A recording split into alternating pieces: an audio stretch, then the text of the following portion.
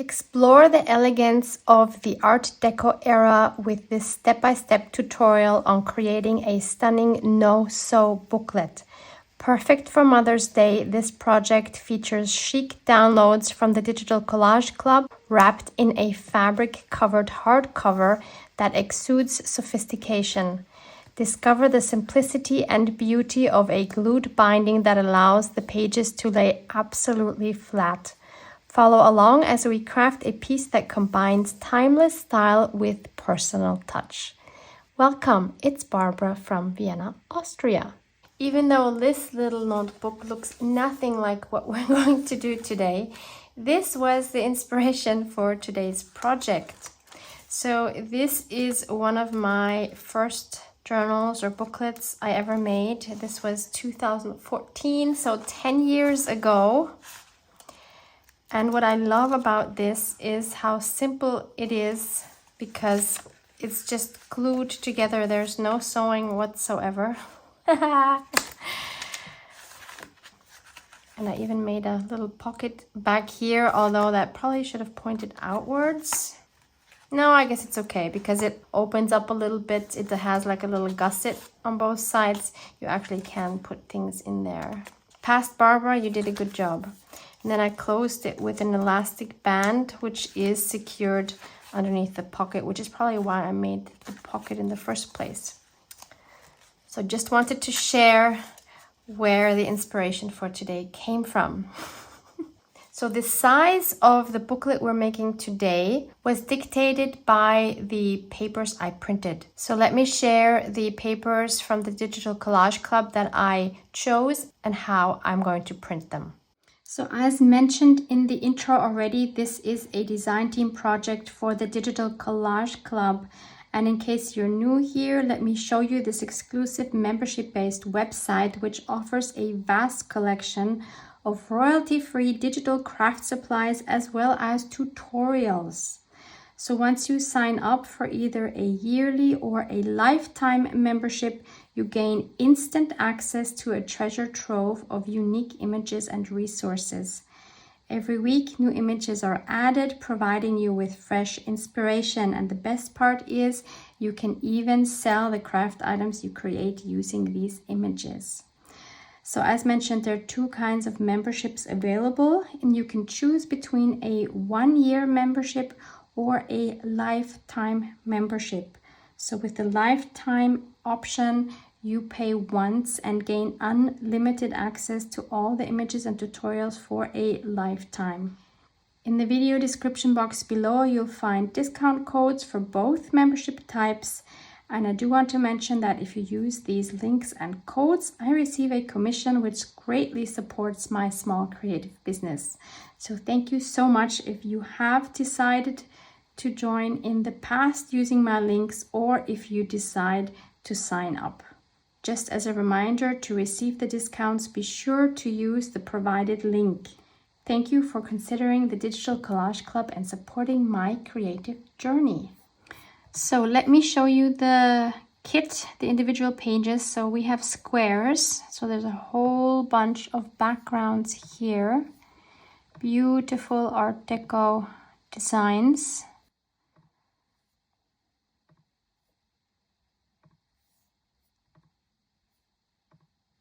And then we have two ephemera pages. This one has these gorgeous tags, which I'm actually not using.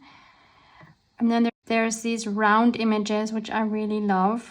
I will use one of these for the cover. So I'm going to choose some of these backgrounds. For the inside, 2 green and 2 more greens.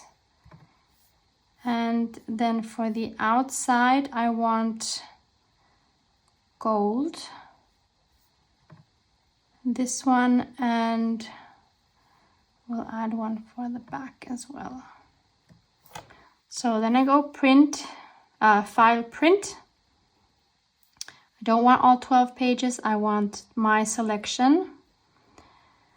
Always make sure that double-sided is off and print in color is on. Paper size, I'm leaving A4. If you're in the US, obviously you're going to have your US letter size or whatever you have.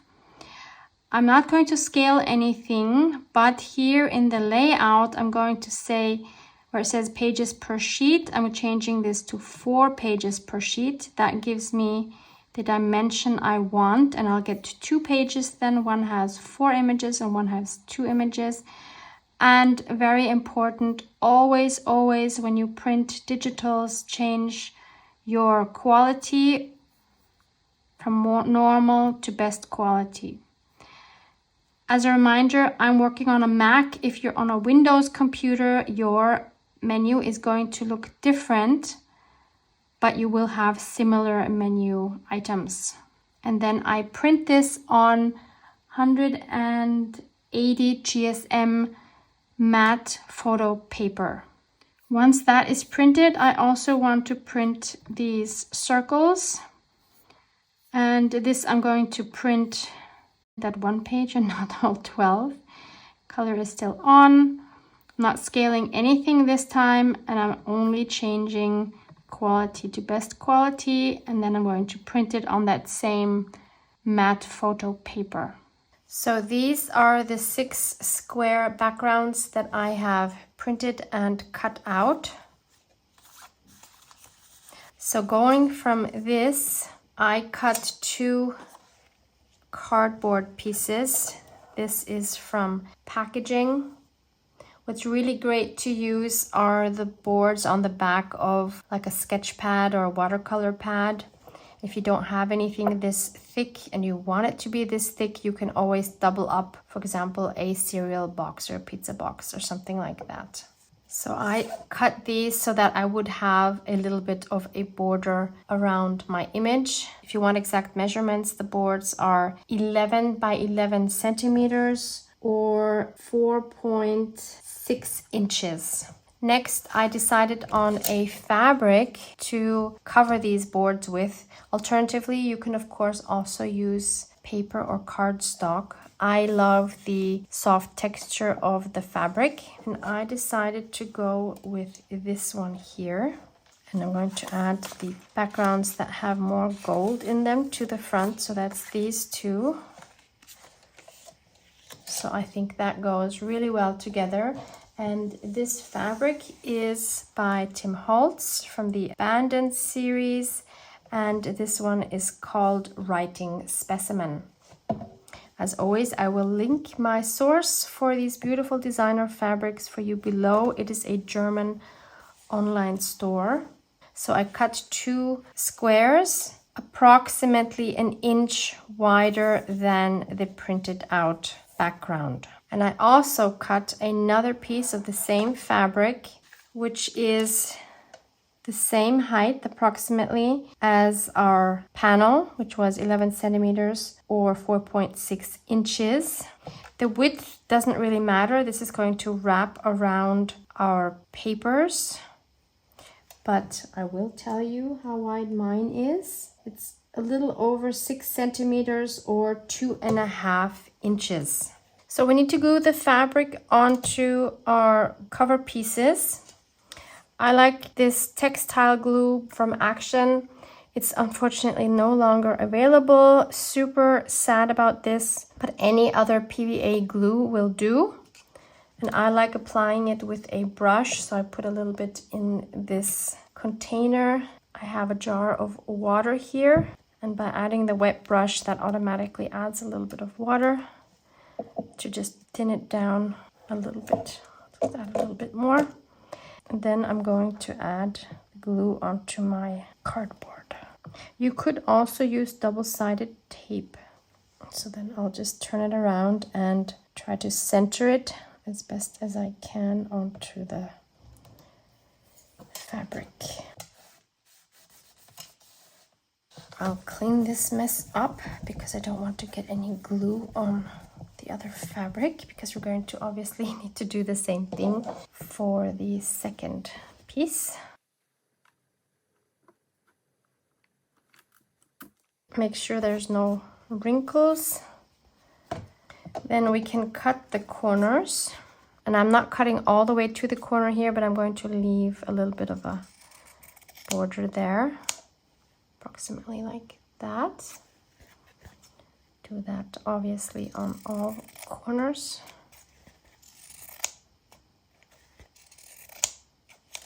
Then we're going to add some glue on the edges so that we can fold in the fabric. And I'm first doing 2 parallel sides, not going around. I'll explain why in a moment. It's always easier to add your glue on the thicker substrate. So I'm not adding the glue to my fabric, I'm adding it to my stiff cardboard. Then we need to do the other 2 sides. So I'm adding my glue also over the fabric here. And then I'm also going to add a little bit of glue here where the corner is.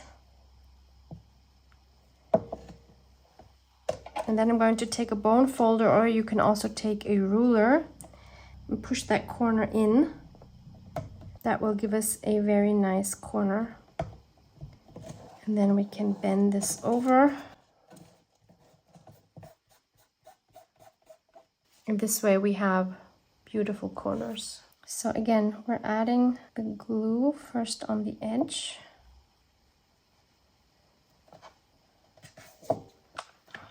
Then I'll add a little bit in here in the corner. Take my bone folder and press that down.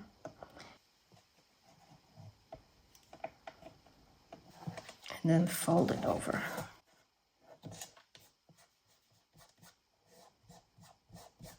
Add a little bit more glue here. Obviously, we're going to cover up this whole part. So there's one done, and I'm going to do the exact same thing for the second one. So I have both panels covered, and I'm going to add the background pieces to the cover. And if you look closely, you can see the white edge of the paper, which I don't like. So I'm going to use Black Soot Distress ink and my little finger dauber to go around all the edges to get rid of that. Much better. Then I'm going to adhere both of these backgrounds using my art glitter glue. You use whatever glue you like. Maybe you want to use the Beacon 3-in-1 glue or any all-purpose glue, PVA glue, whatever you have on hand.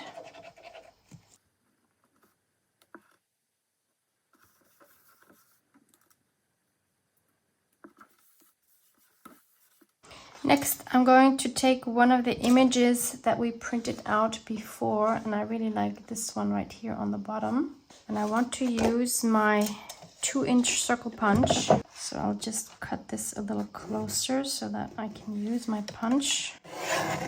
If you don't have a punch, maybe you have a die that will work. Otherwise, you can also obviously cut it by hand, but of course, it's never going to be as perfect. And the 2-inch circle punch is actually not quite big enough. So you can see here, we're missing the border, but that's okay. We'll make our own border. So we have this image, and I want to make this stand out a little bit more. So this is one of the few times I actually want something glossy instead of matte. So I'm going to put this on a scrap paper. And then I'm going to do this with embossing powder because it's the fastest way. If you have more time and patience, you can use a varnish. If you have one of these embossing dabbers, always be sure to store it upside down so that all the liquid can move into the sponge on the top. I like to dab mine because I have the feeling, oh, it's actually called dabber. Maybe that's what you're supposed to do. Rather than swiping, I have the feeling that more comes out of it if you dab it. Although I also have the feeling the application then is not as smooth. It must be called dabber for a reason. I'm going to do this twice because I have the feeling it will have a better and thicker coverage. And usually there's tiny spots that you miss if you only do it once.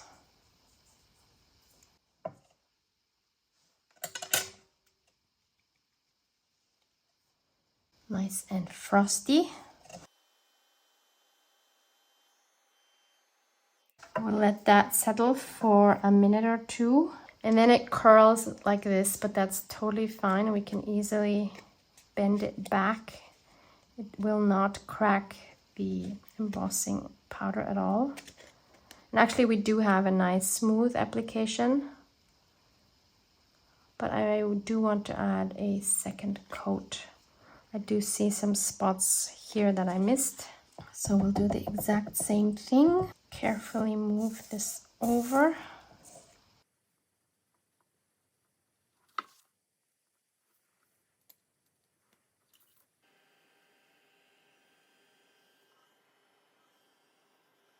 So here's what I have once it's embossed twice. It's not a completely smooth surface, but I actually kind of like the texture it has. And this actually changes the color of the image. So this is a lot more green now.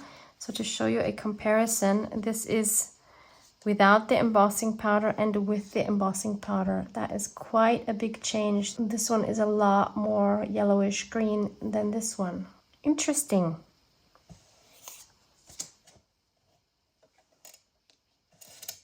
And since I want the image to stand out even more, I'm going to use some of this mirror card by Tonic Studios and cut out a circle which is a little bit bigger than this image. So here's my mirror circle. Now we're going to place this on top, and that makes it look even more special and elegant. So let's glue that down.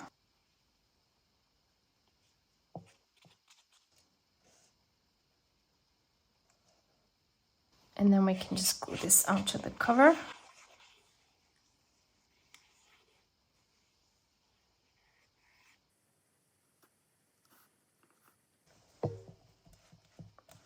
You do see fingerprints on this, so it's good to wipe it with a cloth. There we go, a very elegant cover. I think this is a fun project for Mother's Day, actually, which is coming up soon. So we have our covers done on the outside, and we need to finish them off on the inside. I have cut 2 pieces of black cardstock, and I've cut them to be a little bit smaller than my cover. So maybe like 1/8 of an inch smaller than my cover. And as you can see, it's double because these are going to be our end papers. So they're going to go on like this. And then this part is going to be glued on the first page of our book. And for the back, we'll have this like that. And in between, we'll have our pages. So again, I'll give you measurements of this cardstock. In centimeters, I have 21.2 in length, which is 8.7 inches. And the height in centimeters is 10.3 or 4.1 inches. Again, I'm going to use my trusty art glitter glue.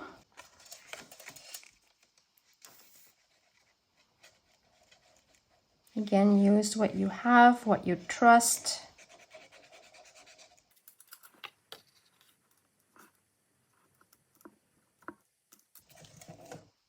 You could use a bone folder to burnish that down a little bit.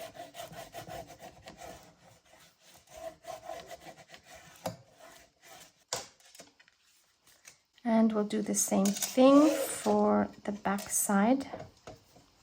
Just make sure you're putting them on in the right direction. Double and triple check.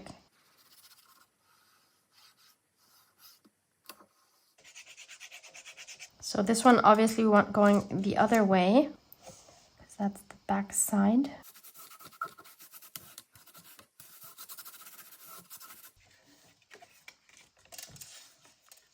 So we have these.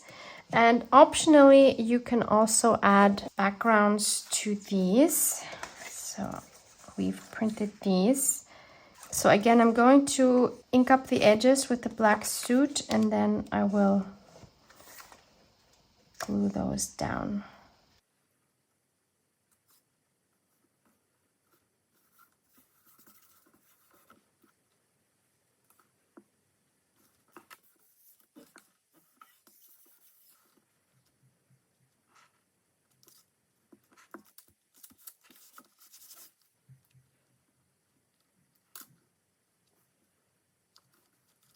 So now that we have our covers done, let's add the papers.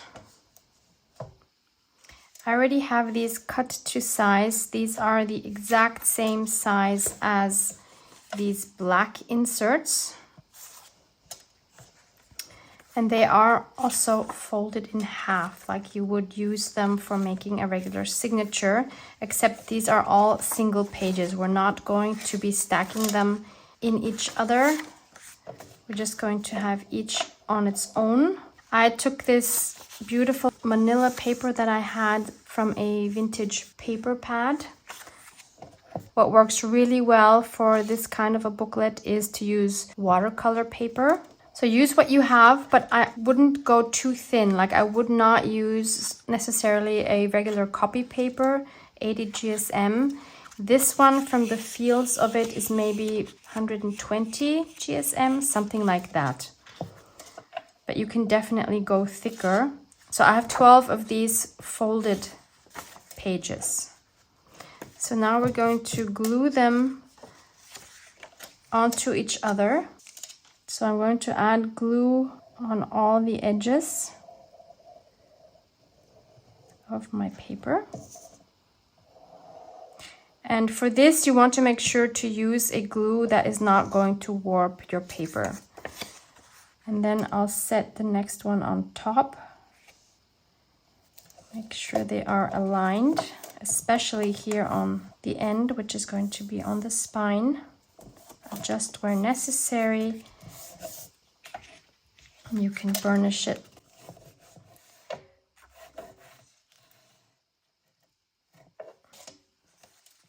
But be careful because glue might come squishing out.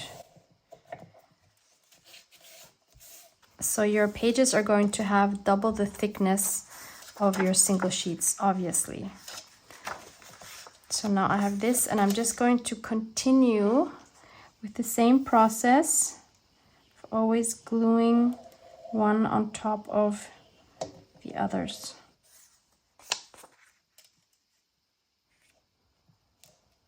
Be as precise as you can, because that's going to make it look very nice and neat at the end.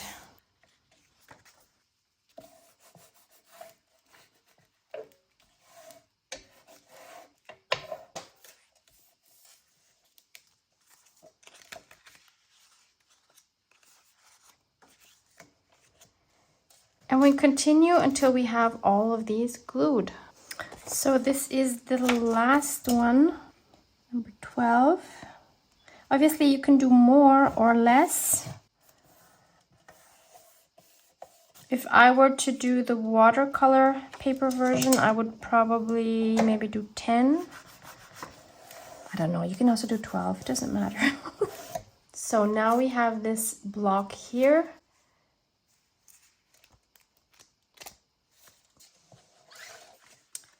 Let's see what it would look like.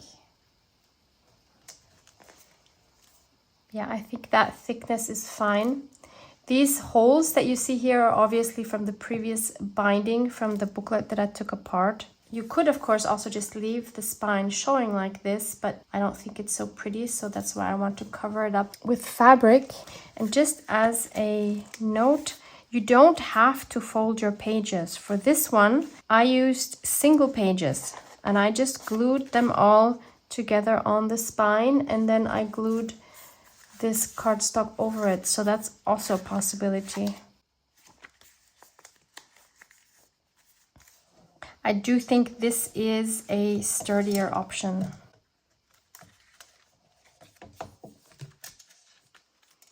So next we're going to take our piece of fabric that I showed you at the beginning, and we're going to glue this around our spine. I just want to decide if I want the fuzzy edges showing or not. In this case, I don't think I want the fuzzy edges. So I'm going to cut this down. Thankfully, it is long enough, even if I cut off these ends now.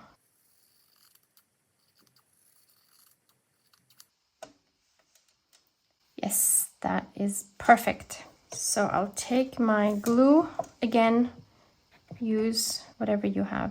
I can put it straight onto the spine, covering that completely. Just use my finger actually to spread it. It would be easier. Yeah, much easier.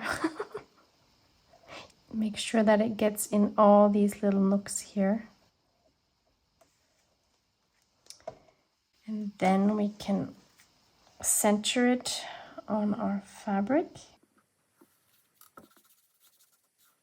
And then we glue it onto the pages. So let's put something in between the first page and the rest. And then we'll just brush on our glue.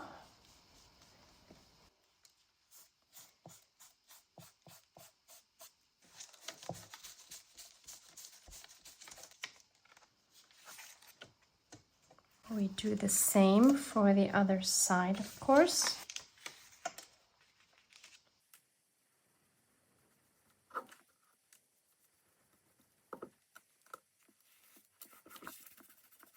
And then we take our book panels. So this is the back side, and we're going to glue this part onto the black one. And that, again, I think is easier to use the glue directly from the bottle rather than brushing it on, because I know myself, if I would brush this on, I would probably mess up the fabric of the cover. Again, you want to use a glue that will not warp your thinner paper. Unless you're using a watercolor paper, then you won't have that problem. Let's make sure again we're in the right direction. And we want to add this so that these line up, the white and the black. And we can burnish it with our bone folder. And we do the same thing with this side. So I put the glue on this part and line it up with our white paper.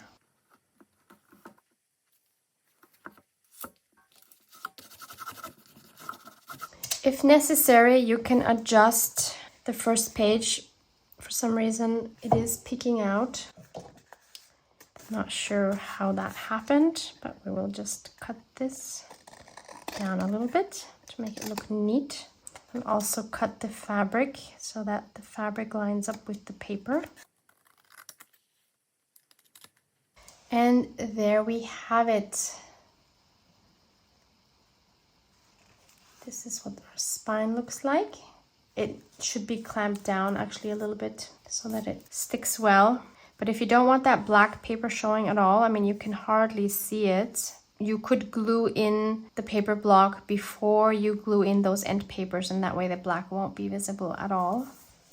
So there's our back. And the beauty of this is how it lays completely flat. No matter where you open it, it lays absolutely flat, which is just beautiful.